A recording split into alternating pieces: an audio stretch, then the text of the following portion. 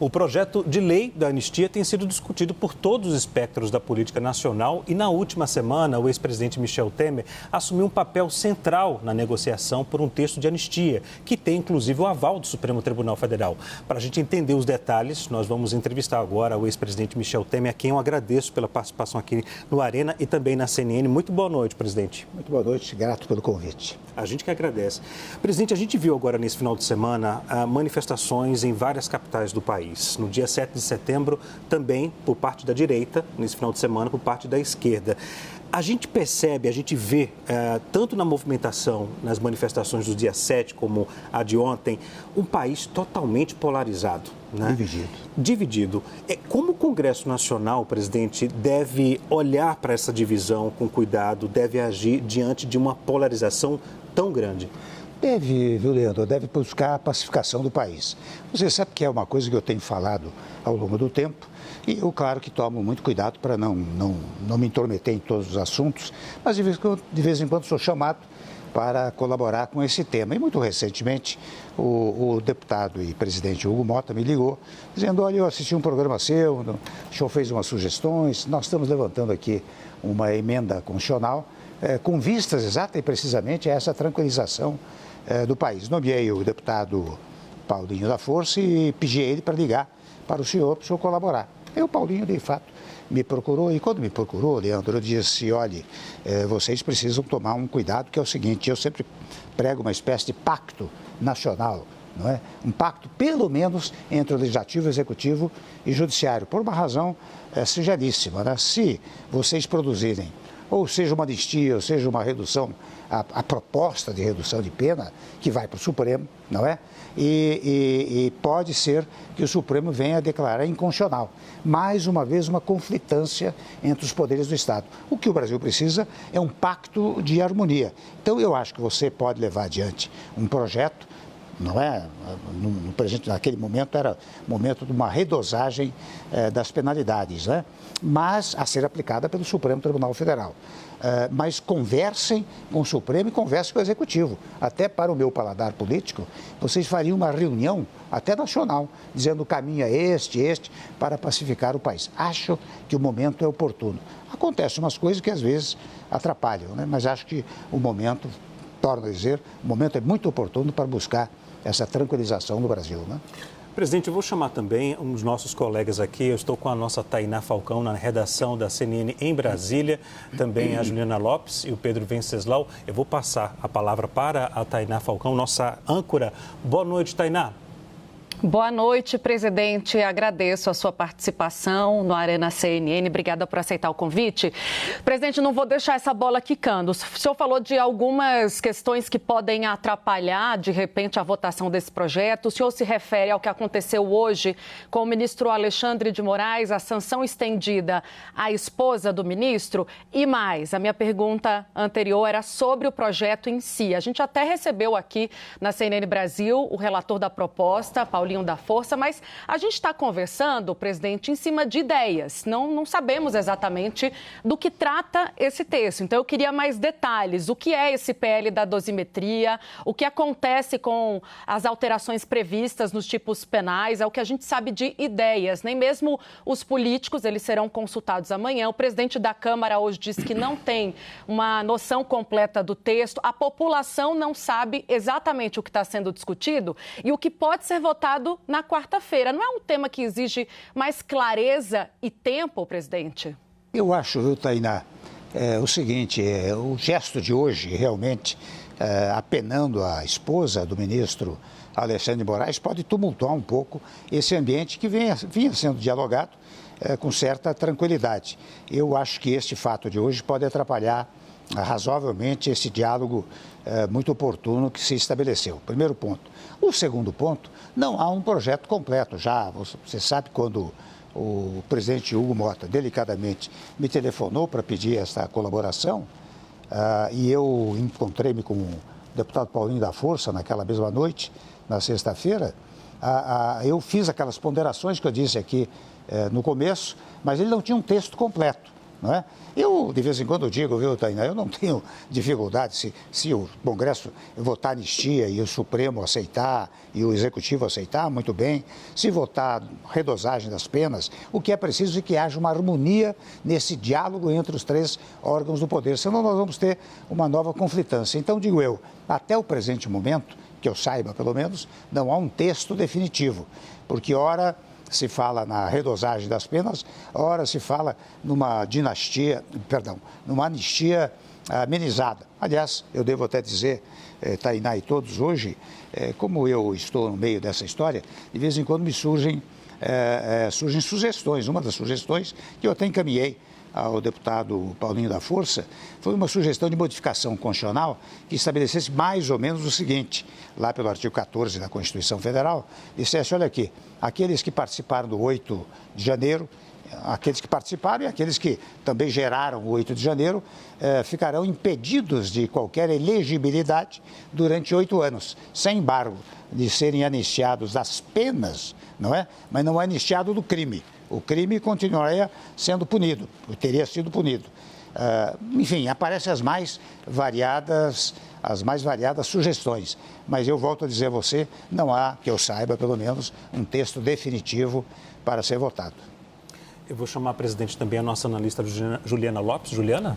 Presidente, queria entender do senhor qual que é a visão, a avaliação que o senhor faz sobre justamente essa atuação do deputado Eduardo Bolsonaro, porque a gente teve hoje o anúncio dos Estados Unidos sobre novas medidas, novas sanções da Lei Magnitsky contra, inclusive, familiares do ministro Alexandre de Moraes, e ele ainda endossa isso, ele é contra esse texto da dosimetria, ainda apoia a anistia. Qual a avaliação que o senhor faz da atuação desse parlamentar que é filho do ex-presidente? Eu acho duas coisas, Juliana. A primeira delas é que eu acho que ele faz como uma questão familiar.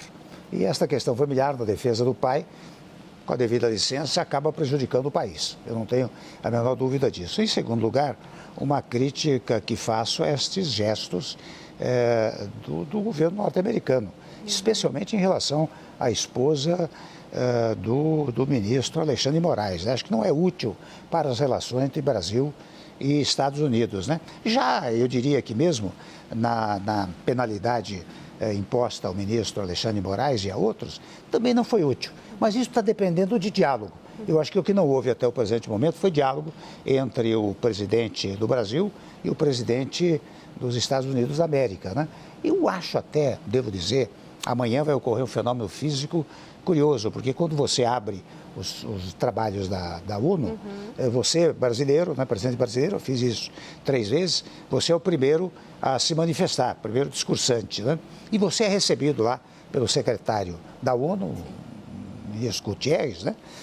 Vai para o plenário, faz o discurso, mas quando você termina o discurso, acaba entrando o presidente dos Estados Unidos. Então eles vão se cruzar. Sim. Eu não sei se nesse, digamos, cruzamento, o presidente brasileiro não poderia dizer, olha aqui, meu caro, vamos nos encontrar lá em Washington, eu vou lá, vamos conversar sobre isso. Está faltando diálogo, porque todo diálogo, ele começa com dificuldades, mas sendo diálogo, ele acaba resolvendo as questões. Mas aí Lula teria que procurar, então, teria que quebrar essa barreira. Ah, sem dúvida alguma, quebrar essa barreira de não falo com fulano, né? Essa coisa no sistema internacional não existe. Você tem que falar para encontrar solução, não é?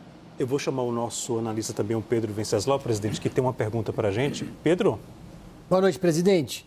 O deputado Eduardo Bolsonaro, ele apresentou uma rejeição muito forte ao projeto de redução da dosimetria. Inclusive, fez uma ameaça velada ao deputado Paulinho da Força de que ele poderia sofrer sanções por apresentar esse projeto. Queria saber se o senhor teme ser alvo da Magnitsky e como é que o senhor avalia uma possibilidade de retaliação de Eduardo Bolsonaro em função desse projeto que foi apresentado pelo relator Paulinho da Força. Eu não sei, viu, Pedro, se é o caso de obter uma retaliação ao relator. O deputado Paulinho foi escolhido pelo presidente da Câmara para relatar um projeto, né? Não se sabe ainda exata e precisamente qual é. A primeira ideia foi que, de fato, falar em anistia era uma coisa problemática, talvez uma redosagem das penas impostas, né? Inclusive atingindo evidentemente, as penas impostas ao presidente e seus assessores. Mas isso depende muito de diálogo interno lá no Congresso Nacional. Se num dado momento entenderem que é possível uma anistia plena ou anistia parcial, mas eu insisto no ponto, embora sendo repetitivo, não é? Que isto deve vir como digamos, um diálogo entre os poderes do Estado, inclusive com o Supremo.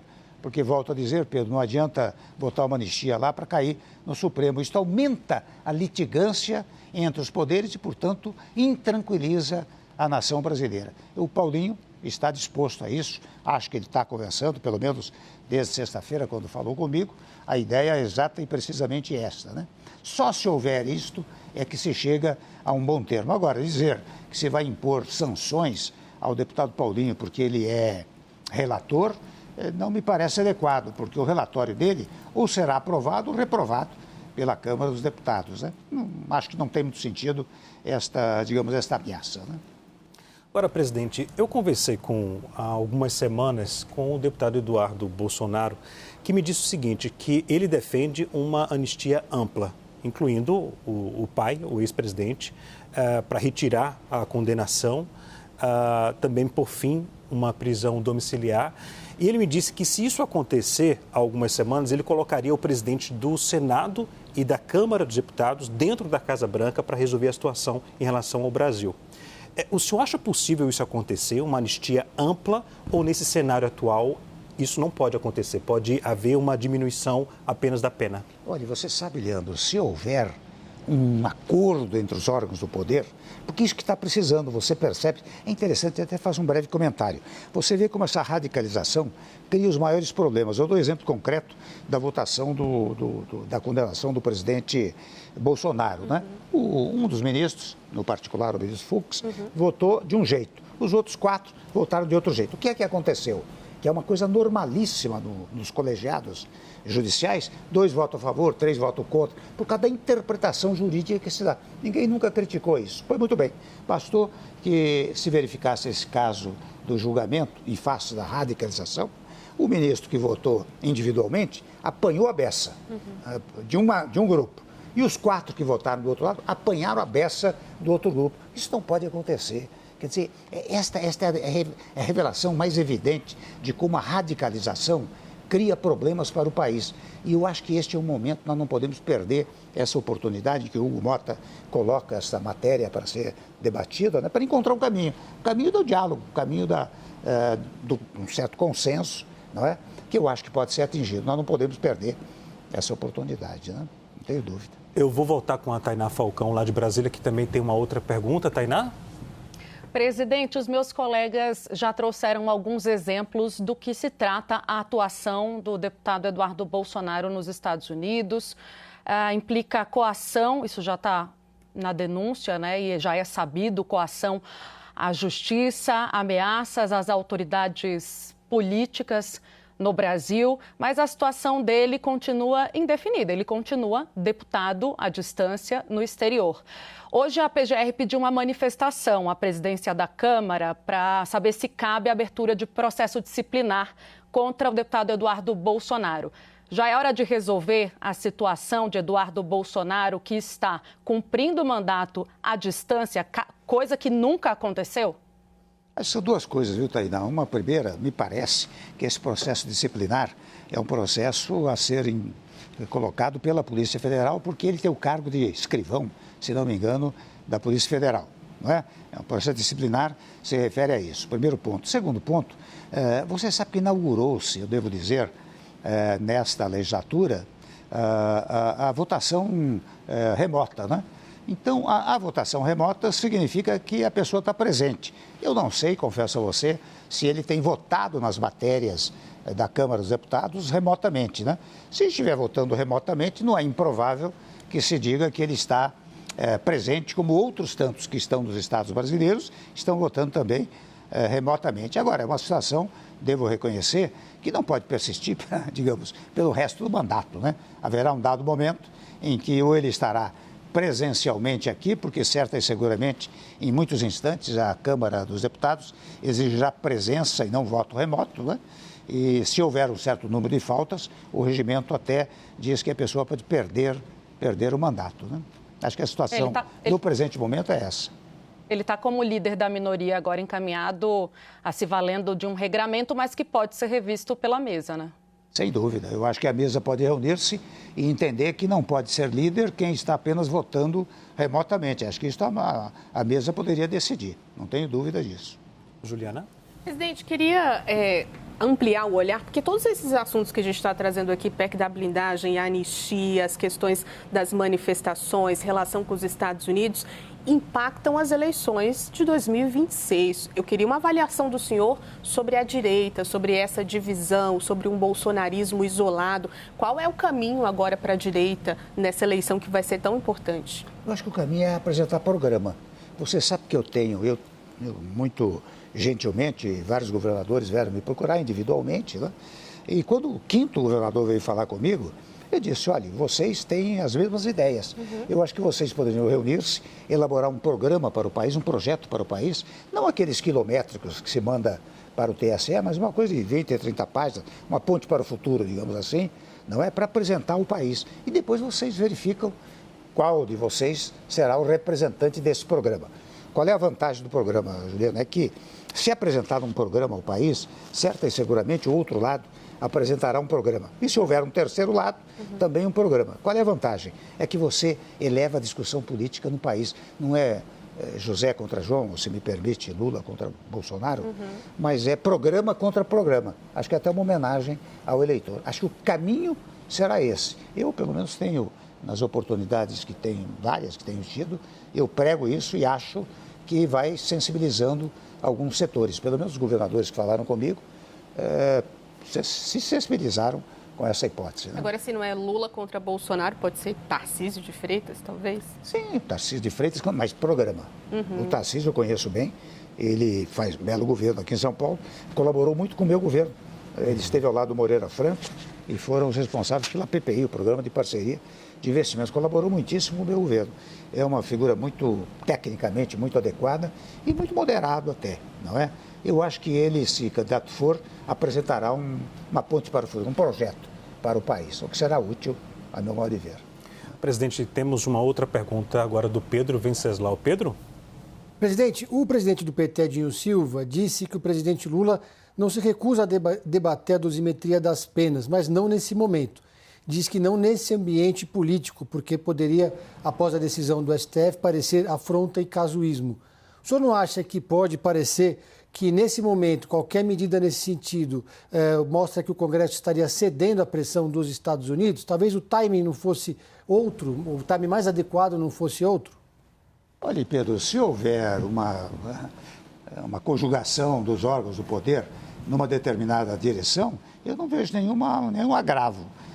Nenhum agravo e nenhuma concordância com o que os Estados Unidos estão fazendo. Afinal, é a soberania do poder legislativo e, no particular, a soberania dos 3 órgãos do poder que se manifestam. Eu não vejo isso com nenhuma... Pelo contrário, com toda franqueza, eu estou fora da vida pública, você sabe, mas eu sou muito procurado às vezes, e eu percebo às vezes, tomo a liberdade de dizê-lo, não é? Você tem uma minoria deste lado que faz barulho e até o barulho vai para a imprensa. Tem uma minoria deste outro lado que também faz barulho, vai para a imprensa. Mas a grande massa está aqui no meio, esperando uma moderação, esperando uma tranquilidade para o país. Eu acho que se houver esta conjugação que nós todos estamos propondo, que o Hugo Mota está propondo, enfim, todos propõem, não é? Eu acho que pode ajudar a uma harmonia no país, porque eu vejo, Pedro, a todo momento, pessoas reclamando do que acontece no país. Ainda há pouco fiz uma palestra para, acho que uns 500, 600 pessoas, e eles estavam preocupados com isso. Onde eu vou, eu percebo essa preocupação. Em síntese, se houver uma decisão soberana do Congresso Nacional, conjugadamente com os demais poderes, aí eu falo do pacto, né? Eu acho que não há nenhum agravo à decisão dos Estados Unidos, pode resolver um problema interno no país. Agora, presidente, o senhor sempre prezou pelo diálogo durante o seu mandato como presidente da República, também no Congresso Nacional lá atrás, dialogando com vários setores, diferentes partidos. Agora, o senhor se colocaria à disposição também para ser o elo entre aqui o Brasil, a situação no Brasil e até com o governo norte-americano, se o senhor for chamado por algum integrante da família do ex-presidente Jair Bolsonaro? Claro, se eu puder colaborar para esta tese que eu estou propondo, isso não acontecerá, digo a você. Mas se eu puder colaborar para a tese que nós estamos propondo e que os brasileiros esperam, claro que eu estaria disposto a isso. Muitas vezes eu faço conciliação, né? Até na minha profissão, hoje eu faço muita mediação na advocacia, né? Em bons resultados. Claro que eu estaria disposto a isso, mas eu digo a você, isso não vai acontecer. Ok. Temos uma outra pergunta da Tainá Falcão. Tainá? Presidente, nesse jantar com Paulinho da Força, Aécio Neves, também com uma participação remota do presidente da Câmara, Hugo Motta, a gente ficou sabendo que o senhor conversou depois por telefone com 2 ministros do Supremo, Alexandre de Moraes e Gilmar Mendes. O senhor chegou a discutir o texto desse projeto da dosimetria com os ministros do Supremo? Quando o senhor fala impacto, qual seria a participação do Judiciário nisso? É validar ou dar a certeza de que esse projeto não será tornado inconstitucional eventualmente? Em primeiro lugar, né, Tainá, eu confesso que a reunião foi com o Paulinho da Força, a presença do Aécio Neves, também virtualmente entrou conosco o próprio Hugo Motta. Conversamos muito, foi uma longa conversa, né? E eu, até por atenção ao Supremo, já que a todo momento eu digo, olha, os poderes precisam estar de acordo, eu tomei a liberdade de fazer uma ligação para o ministro Alexandre e para o ministro Gilmar, até eles falaram também, o Paulinho falou com eles, mas eles não participaram da reunião, nem disseram nada, eu apenas comuniquei, eu disse, olha, vocês sabem o que aconteceu durante o dia, o Paulinho está aqui comigo, nós estamos tentando uma grande conciliação e eu disse que é preciso que o Paulinho procure o Supremo, procure o Executivo e converse com o Executivo para este grande pacto nacional. Mas eu digo a você, porque alguns disseram, imagine, está cooptando o Supremo. O Supremo não participou, apenas ouviram e disseram, ótimo, vamos ver o que vai acontecer. Ficou apenas isso, primeiro ponto. Segundo ponto, naquela sexta-feira não havia projeto, né? Havia uma discussão, uma conversa sobre o que se deveria fazer naquele momento, né? Juliana? Presidente, a gente está falando aqui muito sobre pacificação, né? Uma palavra que está sendo utilizada pela esquerda, pela direita. Qual que é esse caminho para a pacificação? E eu chamo a atenção para essa conversa que o senhor tem tido com os governadores, né? A gente sabe que Tarcísio de Freitas, por exemplo, subiu aqui num trio elétrico e defendeu a anistia, não a dosimetria. Qual é, então, esse caminho para a pacificação? E ele deveria se afastar desse discurso mais radical? Em primeiro lugar, evidentemente, para dizer o óbvio, o diálogo, né? O diálogo entre poderes, o diálogo com os governadores e, no particular, nesse caso do governador Tarcísio, eu acho que foi aquele momento em que ele usou uma linguagem, vamos dizer, se me permite, eleitoreira. Ele quis trazer os bolsonaristas de uma vez para ele, porque, convenhamos, os bolsonaristas têm votos, ele não pode desprezar os bolsonaristas. Acho que foi um gesto dessa natureza. Mas ele eu não diria que ele é um homem vinculado a uma ideia fixa.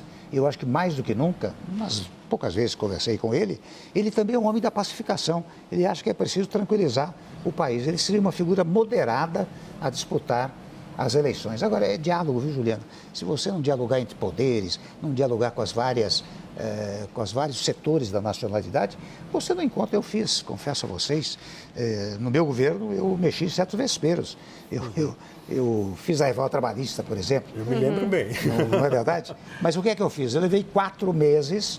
O primeiro ministro do Trabalho visitou centrais sindicais, federações de indústria, serviços, etc. Depois convencemos o Congresso, convencemos a sociedade. Quando nós mandamos para o Congresso, foi aprovado, vocês percebem que não houve uma greve de trabalhadores no país por causa do diálogo. Então, o diálogo é fundamental. Eu insisto nisso, embora sendo repetitivo, e de vez em quando me dizem, viu, Temer, vem cá, você não está sendo ingênuo com essa história de pregar pacificação? Eu digo, olha, eu prefiro ser ingênuo ao lado de Gandhi e Mandela, que eram pacifistas, são lembrados e aplaudidos, que ser ingênuo ao lado do Stalin e do Hitler, que são lembrados, mas detestados. Né? Então, eu acho que o diálogo é fundamental. E diálogo pela harmonia. Não significa que você não terá discussão de ideias, de ideologias, de conceitos, de programas, porque não pode essa divisão em que o Brasil se colocou. Ok. Presidente, muito obrigado pela presença aqui no Arena de hoje, também aqui na CNN. Viu? Prazer revê-lo de perto. Muito obrigado. Estamos sempre à disposição para qualquer uma outra entrevista. Eu quero agradecer também aos meus colegas, o Pedro Venceslau e também a âncora da CNN, a Tainá Falcão, lá da nossa redação em Brasília. Obrigado, viu, Tainá, pela participação na entrevista. Beijo, obrigada. Beijo grande. Obrigado, presidente.